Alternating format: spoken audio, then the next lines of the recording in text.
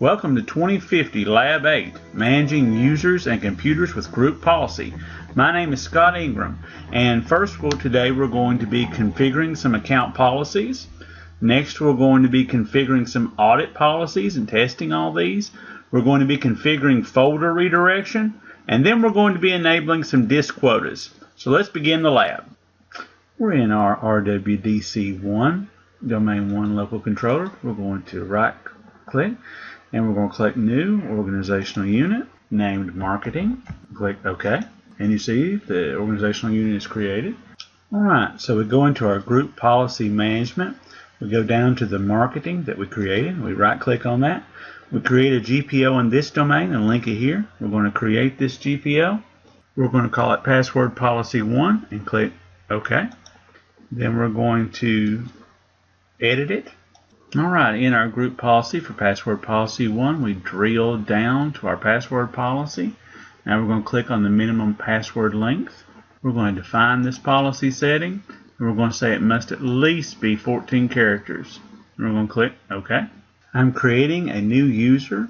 His name is Lab8 User 1. With his password, I'm going to put in MSPress number 1. That is only 8 characters.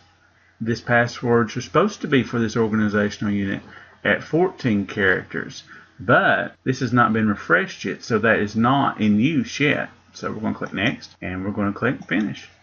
Alright, we're in the Group Policy Management Snap-in. We've right-clicked Domain 1 Local, and we're going to link an existing GPO.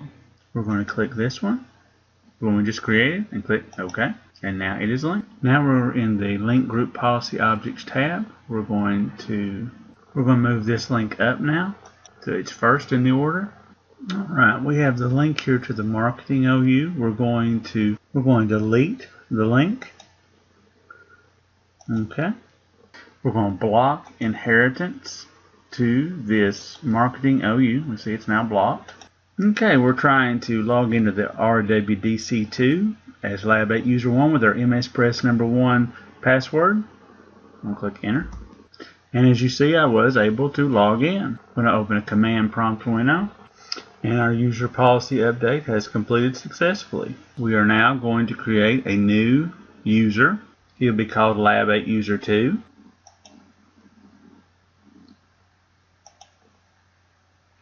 Alright, we are able to accept Lab8 User 2 with this password policy. The book says it should do different, but for some reason it still will accept this, and I've tried it 2 or 3 times. So we're going to move on. Alright, we're going to define this account lockout threshold at, not that much, at 3 invalid logon attempts. Alright, now we're going to have some fun logging on and off with Lab8 User 1. Now we're going to log on with Lab8 User 1 with the wrong password. Alright, we've done that twice now. This is the 3rd time. We're going to click Enter. It is wrong. We're going to try it one more time with the correct password.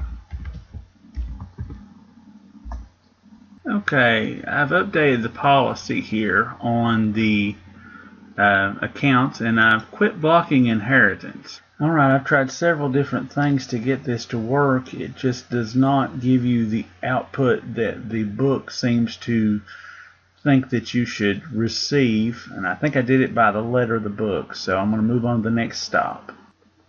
Alright, we're in the root of C of 2050 RWDC1. We've created a folder called Confidential Files. We're going to click on it, and we're going to right-click it and go down to Properties. In Properties, we're going to go to the Security tab. Then we're going to go down and click Advanced. Then we're going to go to Auditing. Then we're going to click Edit. Then we're going to Add. We have keyed everyone. I'm going to check names. That's right. We're going to click OK. Now we have the auditing entry for confidential files.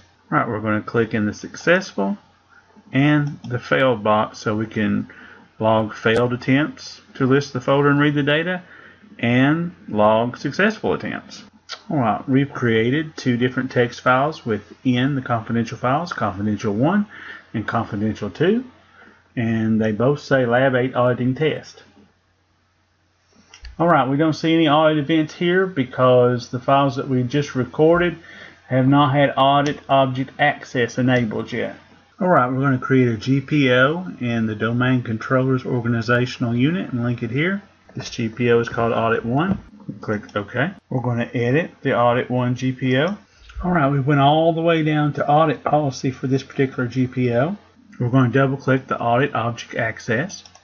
We're going to define this policy setting for successes and for failures, just as we did earlier.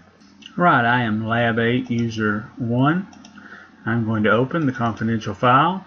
I opened it and looked at it, and I'm going to close it. I'm going to log back on as Lab8 user 2 and do the same. I am now Lab8 user 2. I'm going to open the confidential file. There it is.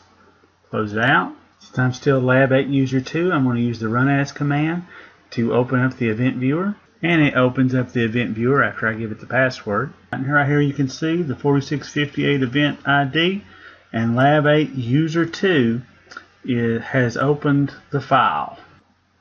Right, I've created a folder called Lab8 MyDocs1, and I'm giving everyone permission to share it.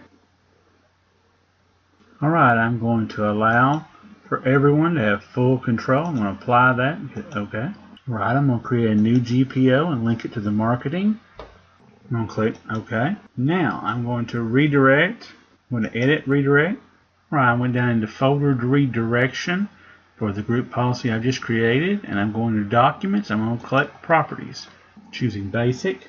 Alright, so I'm going to send 2050 RWDC1 Lab8 MyDocs. Click OK. Okay, let's try this.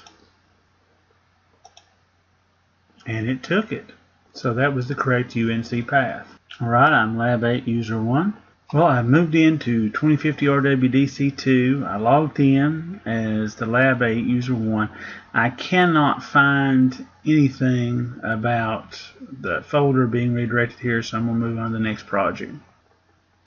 Alright, I'm going to create and link a GPO on this domain and link it to the domain 1 local.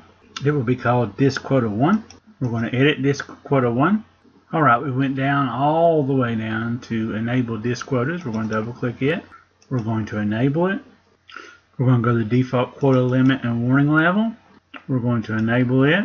Alright, in the default quota limit and warning level properties, we've enabled it. We've set the value to 1 megabyte for the default quota limit and the default warning level to 512 kilobytes. We're going to click next setting, and this will give us the log event when the quota limit exceeds the properties. We're going to enable it, and we're going to click next setting. This opens the log event when quota warning level exceed properties. We're going to click enable.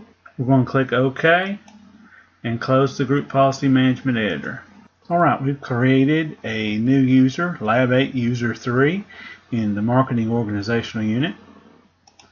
Now we're going to run command prompt. We're going to run gp update force. We're going to run that on the other computer also. And we're going to restart the computers. Alright, we're in the 2050 RWDC2. We've created a bitmap image called Lab8 test. And we're logged in as Lab8 user 3. So we're going to use the run as command to open up the event viewer. And the event viewer opens up for us. We're going to select the system log.